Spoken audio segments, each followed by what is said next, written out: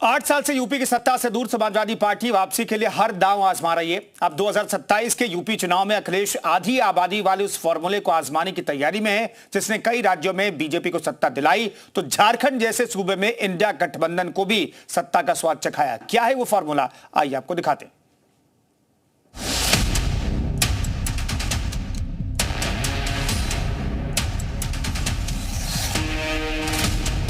भारत सरकार ने तय किया है कि 2027 में भारत $5 ट्रिलियन की इकोनॉमी बनेगा। हमने तय किया है कि 2029 में उत्तर प्रदेश को $1 ट्रिलियन की इकोनॉमी बनाएंगे। ये लक्ष्य है। जब आप $1 ट्रिलियन इकोनॉमी की बात करते हैं, $5 ट्रिलियन की इकोनॉमी की बात करते हैं, और जब एक ही पार्टी दिल्ली में हो और प्रदेश में हो, तो महिलाओं को कम से कम 6,000 रुपए महीने मिलना चाहिए, तभी वो अपना घर गुजारा कर पाएंगी। अगर महिला के हाथ में पैसा होगा तो उसको सम्मान भी मिलेगा, अपने बच्चों को पढ़ा लिखा भी लेगी, बच्चों को कपड़े भी अच्छे पहना देगी, बच्चों को खिलाने पिलाने का इंतजाम भी अच्छा कर देगी। सीएम योगी उत्तर प्रदेश को 1 ट्रिलियन की इकोनॉमी बनाने की दिशा में काम कर रहे हैं, तो समाजवादी पार्टी के मुखिया अखिलेश यादव कह रहे हैं पहले देश की आधी आबादी को सशक्त बनाने का काम होना चाहिए। यूपी चुनाव में अभी टाइम है, लेकिन 8 साल से सत्ता से दूर अखिलेश ने इस दूरी को पाटने के लिए सूबे की आधी आबादी को साधने वाला बड़ा दांव खेल दिया है। 2027 में समाजवादी फिर से आएंगे, स्त्री सम्मान समृद्धि योजना लाएंगे और हर नारी को खुशहाली के नए सफर पर आगे बढ़ाएंगे।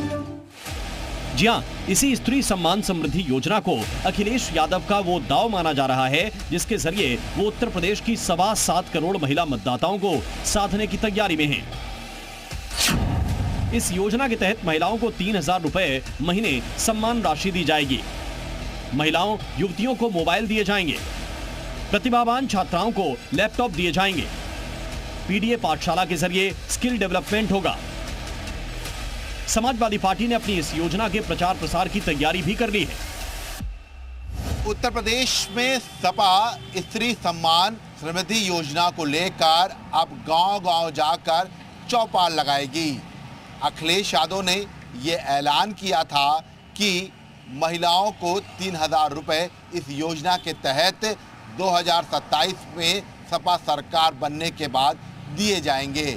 ऐसे में अब यूपी में आधी आबादी पर फोकस कर चुकी सपा इस योजना को लेकर गांव-गांव जाकर महिला पंचायत करेगी और महिलाओं को ये बताएगी कि इस योजना आने के बाद उनको कितना फायदा होगा।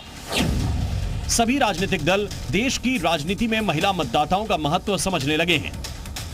महिलाएं चुनावों में जीत की कुंजी बनकर उभरी हैं, इसलिए सभी दलों में महिला मतदाताओं को साधने की होड़ मची है।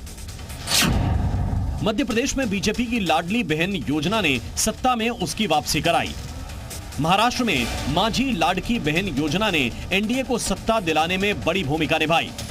छत्तीसगढ़ में मेहतारी वंदन योजना ने बीजेपी की सत्ता में वापसी कराई। झारखंड में हेमंत सोरेन की सत्ता में वापसी का श्रेय मैया सम्मान योजना को जाता है। महिला समृद्धि योजना ने दिल्ली में बीजेपी की सत्ता में वापसी का ख्वाब पूरा किया।